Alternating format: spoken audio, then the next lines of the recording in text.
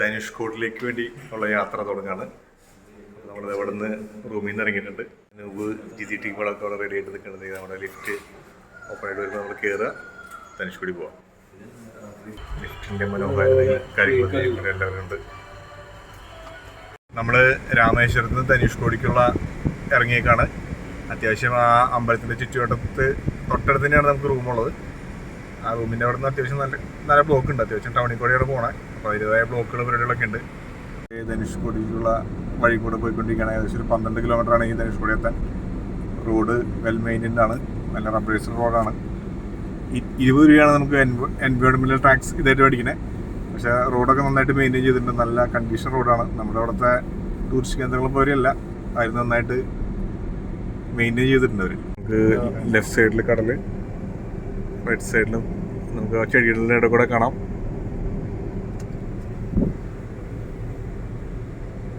Super പാതയാണ്.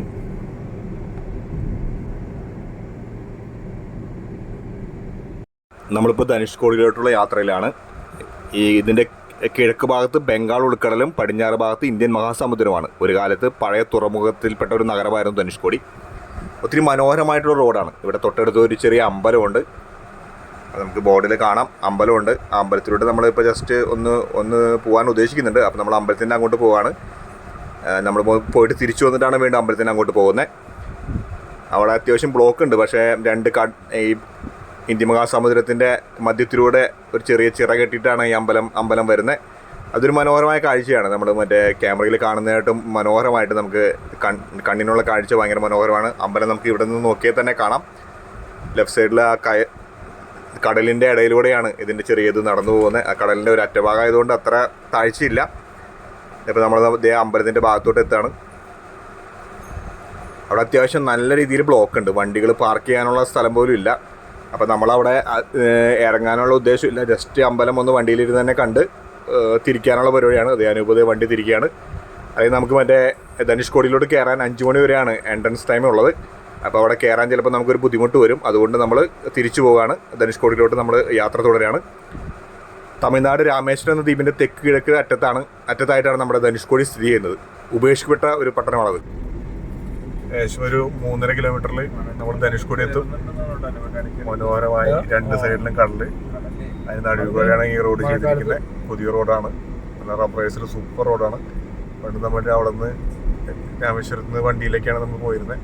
നമുക്ക് നമ്മുടെ സ്വന്തം വണ്ടി കൊണ്ടുപോകാനുള്ള ഓപ്ഷൻസ് ഒക്കെ ഉണ്ട്. ഉപേക്ഷിക്കപ്പെട്ട നഗരം എന്ന രീതിയിലാണ് ഇത് അറിയപ്പെടുന്നത്. ശ്രീലങ്ക തലൈമന്നാറിന് ഏകദേശം 18 നോട്ടിക്കൽ മൈൽ, അതായത് 29 കിലോമീറ്റർ പടിഞ്ഞാറായിട്ടാണ് ഇത് സ്ഥിതി ചെയ്യുന്നത്. 1967 രാമേശ്വരത്തുണ്ടായ അതിഭയങ്കരമായ ചുഴലിക്കാറ്റിൽ പൂർണ്ണമായി തകർന്നൊരു നഗരമാണ്. അതൊരു പ്രേത നഗരം എന്നുള്ള രീതിയിൽ തന്നെയാണ് ഇത് അറിയപ്പെടുന്നത്. കിഴക്ക് ഭാഗത്ത് ബംഗാൾ ഉൾക്കടലും പടിഞ്ഞാറ് ഭാഗത്ത് ഇന്ത്യൻ മഹാസമുദ്രമാണ്. അതിനിടയിലൂടെയാണ് ഈ യാത്ര പോയിക്കൊണ്ടിരിക്കുന്നത്. അത് മനോഹരമായിട്ടൊരു കാഴ്ചയാണ്. ഇന്ത്യൻ മഹാസമുദ്രം ശാന്തമായിട്ടും ബംഗാൾ ഉൾക്കടലിൽ കുറച്ച് കൂടുതലായിട്ട് മറ്റ് തിരകയറുന്ന ഭാഗമാണ്. അപ്പോൾ അതിൻ്റെ മധ്യഭാഗത്തൂടെയാണ് നമ്മൾ പോകുന്നത്. കിഴക്ക് ബംഗാൾ ഉൾക്കടലിൽ ഒരു കാലത്ത് ഒരു പഴയ പ്രതാപകാലമായിട്ടുള്ള ഒരു തുറമുഖമായിരുന്നു ധനുഷ്കോടി. രാമേശ്വരത്ത് നിന്ന് 18 കിലോമീറ്ററാണ് ധനുഷ്കോടിക്കുള്ള യാത്ര വരുന്നത്. ഈ ദ്വീപിനെ ബന്ധിപ്പിക്കുന്നത് വൻകരയുമായിട്ട് ഈ ദ്വീപിനെ ബന്ധിപ്പിക്കുന്നത് പാമ്പൻ പാലമാണ്. നമ്മൾ ധനുഷ്കോടിയിലെത്തിയാണ്. അത്യാവശ്യം നല്ല സഞ്ചാരികളുണ്ട്, നല്ല തിരക്കുണ്ട്. അപ്പോൾ നമ്മൾ മറ്റേ വണ്ടി പാർക്ക് ചെയ്യാനുള്ള സ്ഥലത്തിന് വേണ്ടിയിട്ട് ഇങ്ങനെ മുന്നോട്ട് പോയിക്കൊണ്ടിരിക്കുകയാണ്. എവിടെയും ഒരു പാർക്കിംഗ് സ്പേസ് കിട്ടുമെന്ന് നോക്കുകയാണ്. ഇതാണ് നമ്മൾ കാണുന്നതാണ് ഇന്ത്യൻ മഹാസമുദ്രം. അവിടെ നേരെ കാണുന്നതാണ് രാമസേതു. ഇവിടെ നിന്ന് നമ്മുടെ ഈ ഭാഗത്തു നിന്ന് ഏകദേശം 18 നോട്ടിക്കൽ മൈൽ, അതായത് 29 കിലോമീറ്റർ അകലെയാണ് ശ്രീലങ്ക സ്ഥിതി ചെയ്യുന്നത്. അതിനിടയിൽ അവിടെ ഒരു മൺതിട്ട 2 കടലിൻ്റെയും ഇടയിൽ വരുന്ന ആ മൺതിട്ടയ്ക്ക് അപ്പുറമാണ് രാമസേതുവിൻ്റെ ഭാഗങ്ങൾ വരുന്നത്. പണ്ട് കാലത്ത് ഇതിലൂടെ അങ്ങോട്ട് വെള്ളമില്ലാത്ത സമയത്ത് നടന്നു പോകാനുള്ള അവസരമൊക്കെ ഉണ്ടായിരുന്നു. ഭാഗത്ത് ബംഗാൾ ഉൾക്കടലും പടിഞ്ഞാറ് ഭാഗത്ത് ഇന്ത്യൻ മഹാസമുദ്രമാണ്. അതിൻ്റെ ഇടയിലുള്ള മൺതിട്ടയാണ് നമ്മൾ കാണുന്നത്. ഒരു കാലത്ത് ഒരു പഴയകാല പ്രതാപമായിട്ട് തുറമുഖമായിരുന്നു. രാമേശ്വരത്ത് നിന്ന് ഏകദേശം 18 കിലോമീറ്ററാണ് ഇവിടേക്കുള്ളത്. വൻകരയുമായി ബന്ധിപ്പിക്കുന്നത് പാമ്പൻ പാലമാണ്. അത്യാവശ്യം നല്ല തിരക്കും ഇതുകൊണ്ട്. ബംഗാൾ ഉൾക്കടലിൽ കുറച്ച് കലുഷിതമാണ്. ബ്രിട്ടീഷ് ഭരണകാലത്ത് ഇന്ത്യയുടെ ഒരു മെയിൻ തുറമുഖമായിരുന്നു. ഒത്തിരി മനോഹരമായിട്ടുള്ള ഒരു വിഷ്വലാണ് നമ്മളിപ്പോൾ കണ്ടുകൊണ്ടിരിക്കുന്നത്. അതിൻ്റെ ഇടയിൽ രണ്ട് സമുദ്രങ്ങളുടെ ഇടയിലുള്ള മൺതിട്ട, അതൊത്തിരി മനോഹരമാണ്. പണ്ട് അവിടേക്ക് നടന്നു പോകാനുള്ള അവസരമൊക്കെ ഉണ്ടായിരുന്നു.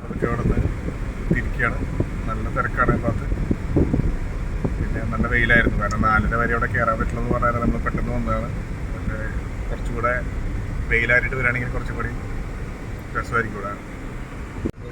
ആളുകൾ വന്നുകൊണ്ടിരിക്കണ നമുക്ക് ഇവിടുത്തെ ഒരു ലൈറ്റ് ഹൗസ് ഉണ്ട്. അതിൻ്റെ മുകളിലൂടെ എന്തെങ്കിലും കിടന്നാൽ നമ്മൾ നേരെ നോക്കിയാൽ കാണുന്നുണ്ട് ലൈറ്റ് ഹൗസിലേക്ക് നമ്മൾ അടുത്ത് പോയിക്കൊണ്ടിരിക്കുന്നത്. ധനുഷ്കോടി പോയിന്റ് എന്ന് കാണിക്കും.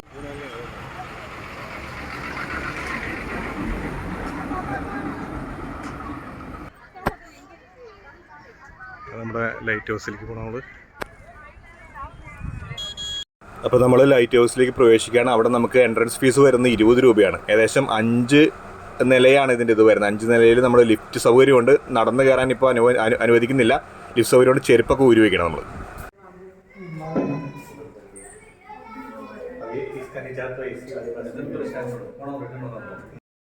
ഇപ്പോൾ നമ്മൾ ലൈറ്റ് ഹൗസിൻ്റെ ഏറ്റവും ടോപ്പിൽ എത്തിയിട്ടുണ്ട്. ലൈറ്റ് ഹൗസിൻ്റെ മുകളിൽ നിന്നുള്ള ദൃശ്യങ്ങളാണ് നമ്മൾ കാണുന്നത്. ഒരു സ്ഥലത്ത് ബംഗാൾ ഉൾക്കടലും മറുഭാഗത്ത് ഇന്ത്യൻ മഹാസമുദ്രം സമുദ്രം കുറച്ച് ശാന്തമായിട്ടാണ് ഒഴുകുന്നത്. ഇപ്പുറത്ത് ചെറിയൊരു ദ്വീപുകളുണ്ട്. അവിടെ കുറച്ച് പേരൊക്കെ മറ്റേ മീൻപിടുത്തം പരിപാടിയൊക്കെ ആയിട്ട് താമസിക്കുന്നുണ്ട്. ചെറിയ ഓലക്കുടിലുകളാണ് കൂടുതലായിട്ട് അവിടെയുള്ളത്. അതിൻ്റെ ഇടയിൽ തന്നെ ചെറിയ കിണറുകളൊക്കെ കുത്തി ഭാഗങ്ങൾ മറച്ച് കെട്ടി അവനവൻ്റെ ഒരു ഏരിയ സംരക്ഷിച്ച് അങ്ങനെയാണ് താമസിക്കുന്നത്. ഈ കറണ്ട് കണക്ഷനും ഇല്ലാത്തതുകൊണ്ട് എല്ലാ വീടിൻ്റെ മുകളിലും സോളാർ പാനലുകൾ കാണാം. ഭയങ്കര മനോഹരമായിട്ടൊരു കാഴ്ചയാണ്. നമ്മൾ ഏകദേശം ഒരു 5 നിലയുടെ 4ാം നിലയിൽ നിന്ന് 5 ഏകദേശം എത്രയോ ഹൈറ്റ് മുകളിൽ നടന്നാണ് നമ്മൾ ഈ രാമേശ്വരം ഈ ധനുഷ്കോടിയെ മൊത്തത്തിൽ കാണുന്നത്. ആ ലൈറ്റ് ഹൗസിൻ്റെ ഇത് കാണാം. ആ റോഡ് ഇങ്ങനെ നീണ്ടു കിടക്കുകയാണ്. രണ്ട് മഹാസമുദ്രങ്ങളുടെ ഇടയിലൂടെ ആ റോഡ് ഇങ്ങനെ നീണ്ടു കിടക്കുകയാണ്. തെക്കേ കിഴക്ക് അറ്റത്ത് രാമേശ്വരം തമിഴ്നാടിൻ്റെ തെക്കേ കിഴക്ക് അറ്റത്ത് സ്ഥിതി ചെയ്യുന്ന ഒരു പ്രദേശമാണ്. ശ്രീലങ്കയിലെ തലൈമന്നാടിന് ഏകദേശം 18 നോട്ടിക് മൈൽ 29 കിലോമീറ്റർ പടിഞ്ഞാറായിട്ടാണ് ഇത് സ്ഥിതി ചെയ്യുന്നത്. 1964 രാമേശ്വരത്തുണ്ടായ അതിഭയങ്കരമായ ചുഴലിക്കാറ്റിൽ പൂർണ്ണമായി തകർന്നൊരു നഗരമാണിത്. അല്ലെങ്കിൽ ഒരു കാലത്ത് പ്രതാപമായിട്ടുള്ള കാലമായിരുന്നു. കിഴക്ക് ഭാഗത്ത് ബംഗാൾ ഉൾക്കടലും പടിഞ്ഞാറ് ഭാഗത്ത് ഇന്ത്യൻ മഹാസമുദ്രവും ഒരു കാലത്തെ ഒരു പഴയ പ്രതാപമായ നിറഞ്ഞൊരു തുറമുമായിരുന്നു. നമ്മുടെ ആ ലൈറ്റ് ഹൗസിൻ്റെ ഹൈറ്റാണ് ഇപ്പോൾ നമ്മൾ കണ്ടുകൊണ്ടിരിക്കുന്നത്. അങ്ങ് ദൂരെയാണ് നമ്മൾ അവിടെ ഒരു വൈറ്റ് വാലി കാണുന്നതാണ് ശ്രീലങ്ക. ധനുഷ്കോടിയുടെ രാമസേതു തൊട്ട് ഒരു 18 കിലോമീറ്റർ അകലെയാണ്. ഇവിടെ നിന്ന് ധനുഷ്കോടിയുടെ എൻഡിൽ നിന്ന് നോക്കിക്കഴിഞ്ഞാൽ നമുക്ക് ശ്രീലങ്കയുടെ ഒരു പൊട്ട് പോലെ കാണാം. ഒരു ചെറിയതിൻ്റെ ഒരു ബിൽഡിങ്സിൻ്റെ ഇതാണ് കാണുന്നത്. പക്ഷേ നമുക്ക് കറക്റ്റായിട്ട് ബൈനോക്കുലറൊക്കെ നോക്കിക്കഴിഞ്ഞാൽ നമുക്ക് കറക്റ്റായിട്ട് കാണാം. രാവിലത്തെ പരിപാടികളൊക്കെ കഴിഞ്ഞു. ഡ്രസ്സ് മാറി ബെഡ് സാധനമൊക്കെ ആ കാര്യങ്ങളായിട്ട് കിടക്കണേ. നമ്മൾ പിന്നെ ഇവിടെ നമ്മുടെ ഹോട്ടലിൽ തന്നെ ഫുഡുണ്ട്. ബ്രേക്ക്ഫാസ്റ്റ് അവരുടെ ഇൻക്ലൂഡഡാണ്. അപ്പോൾ ബ്രേക്ക്ഫാസ്റ്റ് കഴിക്കാൻ വേണ്ടിയിട്ട് പോവാണ്. ഹോട്ടലിൻ്റെ ബ്രേക്ക്ഫാസ്റ്റാണ്. അത് അത്യാവശ്യം നല്ല ഹെവിയാണ്. എല്ലാം ഉണ്ട്. നല്ല രീതിയിലുള്ള നല്ല ഫുഡായിരുന്നു. നല്ല ഹെവി ഫുഡായിരുന്നു. അപ്പം നമ്മൾ വീണ്ടും അവിടെ നിന്ന് രാമേശ്വരത്ത് നിന്ന് ഇറങ്ങി നമ്മളിതേ ഒരു പള്ളിയും കാര്യങ്ങളൊക്കെ പിന്നിട്ടുകൊണ്ട് നമ്മളിതേ ആ വഴിയിലൂടെ പ്രവേശിക്കുകയാണ്. നമ്മളിനി പാമ്പൻ പാലം ഇറങ്ങിയിട്ട് വേണം രാമേശ്വരത്തിനെയും മെയിൻ ടൗണിനെയൊക്കെ ബന്ധിപ്പിക്കുന്നത്. ഈ പാമ്പൻ പാലം ഉള്ളതുകൊണ്ട് മാത്രമാണ് രാമേശ്വരത്തിനെയും മറ്റേതിനും ബന്ധിപ്പിക്കാനുള്ള മെയിൻ പാലമാണ്. ഇവിടെ നിന്ന് നമുക്ക് രാമനാഥപുരം അങ്ങനെ പോകാൻ 118 കിലോമീറ്ററാണ് മധുരയ്ക്ക് വരുന്നത് ഏകദേശം ഇവിടുന്ന്. നമ്മൾ അത്യാവശ്യം റോട്ടിൽ ഇപ്പോൾ സൺഡേ ആയതുകൊണ്ട് അത്യാവശ്യം റഷ് ഉണ്ട്. ഇപ്പോൾ നമ്മൾ പാമ്പൻ പാലത്തിലോട്ട് പ്രവേശിക്കുകയാണ്. കിഴക്കേ അറ്റത്ത് സ്ഥിതി ചെയ്യുന്ന ഒരു പ്രദേശമാണ്. കിഴക്ക് ഭാഗത്ത് ബംഗാൾ ഉൾക്കടലാണ്. നമ്മളിപ്പം മറ്റേ കണ്ടുകൊണ്ടിരിക്കുന്നത് ബംഗാൾ ഉൾക്കടലും പടിഞ്ഞാറ് ഭാഗത്ത് ഇന്ത്യൻ മഹാസമുദ്രമാണ്. അതിൻ്റെ ഇടയിലൂടെയാണ് നമ്മുടെ ഈ പാലം പണിതിരിക്കുന്നത്. മനോഹരമായിട്ടുള്ള കാഴ്ചയാണ്. മനോഹരമായ യാത്രയാണ് ഈ പാമ്പൻ പാലത്തിലൂടെയുള്ള കാറിൽ പോകുന്നതും വാഹനത്തിൽ സഞ്ചരിക്കുന്നതും 2 ഭാഗത്തെ കടലിൻ്റെ ഭംഗിയും എല്ലാം കൂടി ഒരു വലിയൊരു വിഷൻ്റെ ഭാഗമായിട്ട് സ്ഥാപിക്കപ്പെട്ടൊരു സംഭവമാണിത്.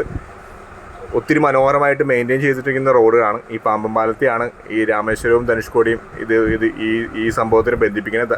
രാമേശ്വരത്തെ ടൗണായിട്ട് ബന്ധിപ്പിക്കുന്നതും ഈ പാമ്പൻ പാലമാണ്. ഈ പാമ്പൻ പാലത്തിലൂടെയുള്ള യാത്രയാണ്. അത്യാവശ്യം തിരക്കുണ്ട്. ആൾക്കാരെ അവിടെ നിർത്തിയിട്ട് ആ ട്രെയിൻ പോകുന്ന ആ റെയിൽവേ പാതവും അതിൻ്റെ ഭംഗി കണ്ടു കഴിഞ്ഞാൽ ആരും ഇവിടെ വണ്ടി നിർത്തി പോകും. പാലത്തിൻ്റെ മുകളിലൊന്നും വണ്ടി നിർത്താൻ പാടില്ല. അതാണ്. പക്ഷേ നിർത്തി എല്ലാവരും കാണുന്നൊരു സ്ഥലമാണ്. കാരണം നമുക്കത് ഇത്ര മനോഹരമായിട്ട് ആ വിഷ്വൽ കാണാൻ വേറൊരു സ്ഥലമില്ല.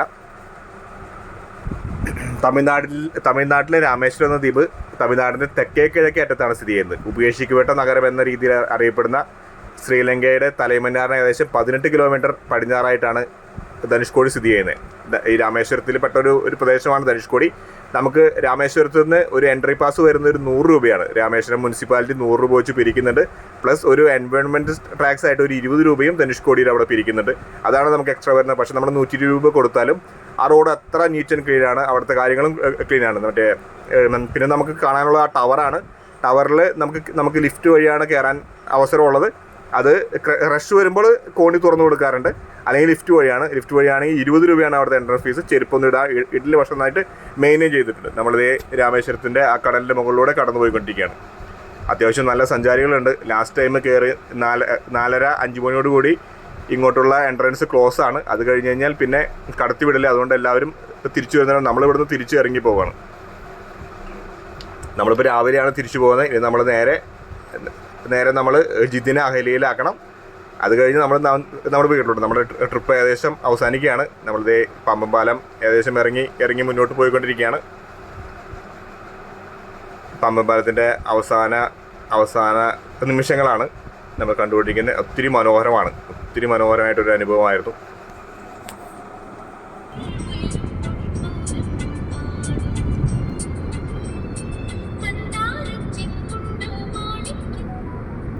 ഒത്തിരി മനോഹരമായിട്ടുള്ളൊരു റോഡാണ്. നമുക്ക് ഏറ്റവും മിനിമം 100 കിലോമീറ്റർ സ്പീഡിൽ തന്നെ കടന്നു പോകാൻ പറ്റുന്ന നല്ല രീതിയിൽ നമുക്ക് ഓടിക്കാം. വലിയ വാഹനമൊക്കെ ആണെങ്കിൽ പക്ഷേ 100 കിലോമീറ്റർ ഒരു മര്യാദ രീതിയിൽ നമുക്ക് ഓടിക്കാൻ പറ്റുന്ന ഒരു റോഡാണ്.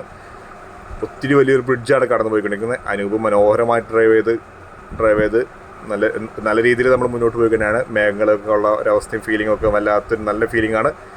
എല്ലാവരും അത്യാവശ്യം ട്രിപ്പ് കഴിഞ്ഞ് പോയതിൻ്റെ ഒരു ഹാപ്പിനെസ്സിലാണ് ഇരിക്കുന്നത്. വാഹനം അതിവേഗത്തിലാണ് മുന്നോട്ട് പോയിക്കൊണ്ടിരിക്കുന്നത്. കരുണാജി സ്റ്റൈലിലൊക്കെ അനൂപ് വാഹനത്തെ നിയന്ത്രിച്ച് മുന്നോട്ട് കൊണ്ടുപോകുന്നു. അത്യാവശ്യം നല്ല രീതിയിൽ അത് കവർ ചെയ്ത് പോകാൻ സാധിക്കുന്നുണ്ട്. നമ്മുടെ ബലേനോ കുതിച്ചു പോവുകയാണ്. നമ്മൾ ഇനിയിപ്പോൾ പതുക്കെ പോയിട്ട് നമ്മൾ ഇനി പാലക്കാട് നമ്മുടെ വാളയാർ ചെക്ക് പോസ്റ്റിലെത്തണം. നമ്മൾ അടുത്ത തിരുപ്പച്ചട്ടി ടോൾ പ്ലാസയിൽ എത്തിയിരിക്കുകയാണ്.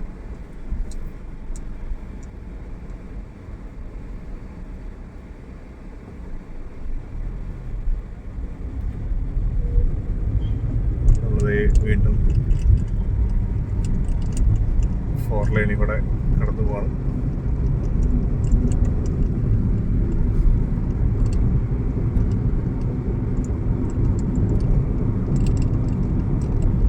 നമ്മൾ നേരത്തെ ആഗ്രഹപ്രകാരം തൽപ്പാക്കട്ടി ബിരിയാണി കഴിക്കാനുള്ള ശ്രമത്തിലാണ്. അവിടെ ഒരു കട കണ്ടുപിടിച്ചു. അപ്പോൾ നമ്മൾ ഡിണ്ടിഗൽ തൽപ്പാക്കട്ടി ബിരിയാണി കഴിക്കാൻ വേണ്ടിയിട്ട് അവരുടെ ഒരു മെയിൻ റെസ്റ്റോറൻറ്റിൽ കയറിയിരിക്കുകയാണ്. ബിരിയാണി കാര്യങ്ങൾ എത്തിയിട്ടുണ്ട്. ഞാൻ മട്ടൻ ബിരിയാണിയാണ് പറഞ്ഞത്, അവർ രണ്ടുപേരും ചിക്കൻ ബിരിയാണിയാണ് പറഞ്ഞിരിക്കുന്നത്. അത്യാവശ്യം ഒരു ഹാഫ് പോർഷനാണെന്നാണ് പറയുന്നത്. അപ്പോൾ നമുക്ക് കുറച്ച് ബിരിയാണി എടുക്കാം, ടേസ്റ്റ് നോക്കാനുള്ള കാര്യങ്ങളൊക്കെ എടുക്കാം. ബിരിയാണീൻ്റെ സൈഡ് ഡിഷസൊക്കെ എത്തുന്നേ ഉള്ളൂ.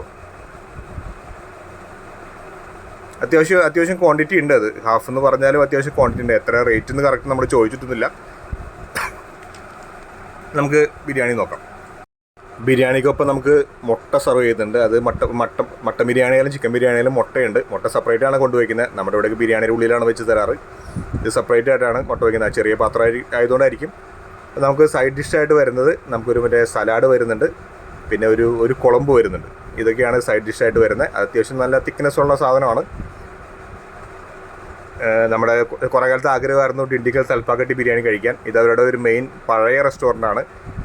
AC സൗകര്യങ്ങളൊക്കെ ഒന്നുമില്ല. അതുകൊണ്ട് ഭയങ്കര ചൂടത്തിരുന്നാണ് നമുക്ക് കഴിക്കുന്നത്. ഇത് ശരിക്കും ടേക്ക് അവേ കൗണ്ടർ ആയിരുന്നു. പക്ഷെ നമ്മൾ ആവശ്യപ്പെടുമ്പോൾ ഒരു 10-20 പേർക്ക് ഇരിക്കാവുന്ന വിധത്തിലുള്ള ചെറിയ സൗകര്യം മാത്രമേ അവിടെ ഉള്ളൂ.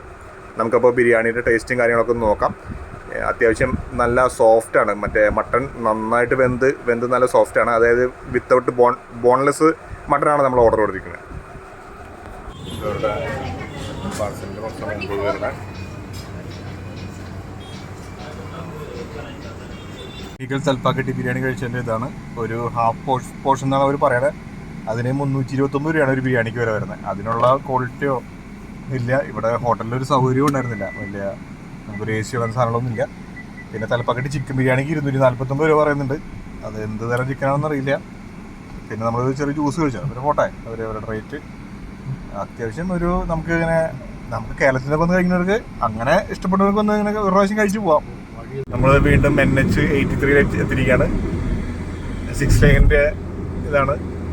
അങ്ങനെ അടിച്ച് കുറച്ചൊരു 44 കിലോമീറ്ററോളം വരുന്നുണ്ട് NH83. ഇനി അതിലൂടെ സുഖകരമായ യാത്ര. നമ്മൾ ഗോപാലപുരം ചെക്ക് പോസ്റ്റിലേക്ക് എത്തിയിരിക്കുകയാണ്. നമ്മളിന്ന് കേരളത്തിൽ കൊടുക്കുകയാണ്. തമിഴ്നാടിൻ്റെ നല്ല റോഡിൻ്റെ അവസ്ഥയൊക്കെ മാറി തമിഴ്നാടിൻ്റെ ചെക്ക് പോസ്റ്റാണത്. ഇവിടെ നേരെ പോയിക്കൊണ്ടിരിക്കുകയാണ്.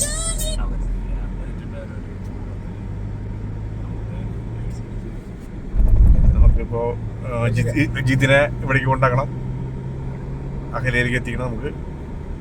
ഇതാണ് നമ്മുടെ അടുത്ത ലക്ഷ്യം. അത് കഴിഞ്ഞ് അവിടെ നമ്മൾ വീട്ടിലോട്ട് ഇങ്ങനെ യാത്ര പോകുന്നത്. കൊഴിഞ്ഞാമ്പാറ 8 കിലോമീറ്ററാണ്, പാലക്കാട് ആണെങ്കിൽ 39 കിലോമീറ്റർ, കോഴിക്കോട് 154 കിലോമീറ്ററാണ് ഇവിടുന്ന് വരുന്നത്. അപ്പോൾ നമ്മളത് ഇത് കഴിഞ്ഞു. നമ്മളത് കേരളത്തിലേക്ക് കടക്കാറാവണം. കേരളത്തിൽ ചെക്ക് പോസ്റ്റ് ആവുന്നുള്ളൂ. കേരള ബോർഡറേക്ക് നമ്മൾ കിടക്കാണ്. അഹല്യ ക്യാമ്പസിലോട്ട് ജിതിനെ ആക്കാൻ വേണ്ടി എത്തിയിരിക്കുകയാണ്. ഞായറാഴ്ച അല്ലേ, 5:15 കുർബാനയുണ്ട്. കേട്ടത്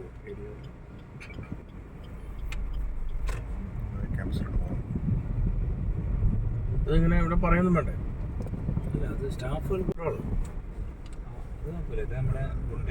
അപ്പോൾ നമ്മൾ അഹല്യ ക്യാമ്പസിലോട്ട് എത്തിയിരിക്കുകയാണ്. ജിതിനോട് ഇറക്കാണ്. ഇപ്പോൾ നമുക്ക് മറ്റേ പകൽ വെളിച്ചത്തിൽ അഹല്യയുടെ ദൃശ്യങ്ങൾ പരിപാടികൾ റോഡിലുള്ള ഇന്റർനാഷണൽ ക്യാമ്പസാണ്. അഹല്യ മെഡിക്കൽ സെൻ്ററാണ്, ആയുർവേദിക് മെഡിക്കൽ കോളേജ് വരുന്നുണ്ട്.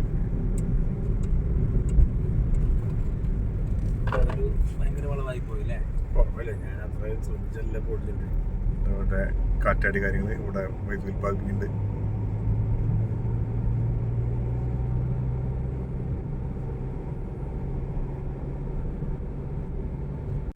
ജിതിന് അങ്ങനെ നമ്മളോട് യാത്ര പറയണത്. ഇവിടെ നമ്മൾ അഹല്യയുടെ ഇതെത്തി, ഹോസ്റ്റലെത്തി. അപ്പോൾ ജിതിൻ ഇറങ്ങിയിട്ടുണ്ട്. ജിതിൻ ടാറ്റ പറയാണ്. ഞങ്ങളിനി യാത്ര വീണ്ടും തിരിച്ചു പോകണം. ജിതിൻ്റെ അവൻ്റെ ഹോസ്റ്റലിലേക്ക് പോകണം.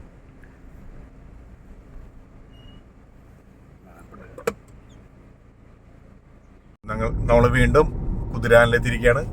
ചുരത്തിലോട്ട് തിരിച്ച് കടന്നു പോയിക്കൊണ്ടിരിക്കുകയാണ്. അത്യാവശ്യം ബ്ലോക്ക് ഉണ്ട്. ഞായറാഴ്ച ആയതുകൊണ്ടും ഇലക്ഷൻ കഴിഞ്ഞിട്ടുള്ള യാത്രകൾക്ക് ആൾക്കാർ നടത്തി തിരിച്ചു വരണകൊണ്ടും അടുത്ത ദിവസത്തെ വർക്കിന് വേണ്ടി പോകുന്നതുകൊണ്ടൊക്കെ ആയിട്ട് അത്യാവശ്യം ബ്ലോക്ക് ഉണ്ട്. വലിയ കുഴപ്പമില്ലാണ്ട് വണ്ടി കടന്നു. ചുരം കഴിഞ്ഞിട്ട് നമ്മളതേ തൃശ്ശൂരിലോട്ട് പ്രവേശിക്കുക. ജില്ലയിലെത്തിൻ്റെ ചുരം കഴിഞ്ഞ് നമ്മളതേ പുറത്തോട്ട് കിടക്കാണ്. ആ ചുരത്തിൽ ചെറിയ രീതിയിൽ ബ്ലോക്ക് ഉണ്ട്. വൺ സൈഡ് ഒരു ചുരത്തിൽ ഒരു ടണലിൽ കൂടെ മാത്രമാണ് കടത്തി വിടുന്നത്. അതിൻ്റെ ചെറിയ ബ്ലോക്ക് ഉണ്ട്. ഇത്ര കഷ്ടപ്പെട്ട് പോകുന്നതിനിടയിലും വണ്ടികളുടെ പുറകിൽ വന്നിട്ട് ഹോൺ അടിച്ച് മാന്യമായ ഡ്രൈവിംഗ് നടത്താതെ പോകുന്ന കുറേ വണ്ടികളുണ്ട്. അപ്പോൾ നമ്മൾ നമ്മുടെ ട്രിപ്പ് ഏകദേശം വൈൻഡപ്പ് ചെയ്യാണ്. നമ്മുടെ നാട്ടിലോട്ട് പ്രവേശിക്കുകയാണ് ഇനി. അപ്പോൾ നമ്മുടെ ഒരു ട്രിപ്പിൻ്റെ കൂടെ നമ്മുടെ കൂടെ വന്ന നമ്മുടെ എല്ലാ സുഹൃത്തുക്കൾക്കും 1000 നന്ദി. ഇനി അടുത്തൊരു വ്ളോഗിൽ നമ്മുടെ തെറ്റുകുറ്റികളൊക്കെ പറഞ്ഞ് നമ്മളെ പ്രോത്സാഹിപ്പിക്കുക. നിങ്ങളുടെ കൂടെ ഉണ്ടാവാം.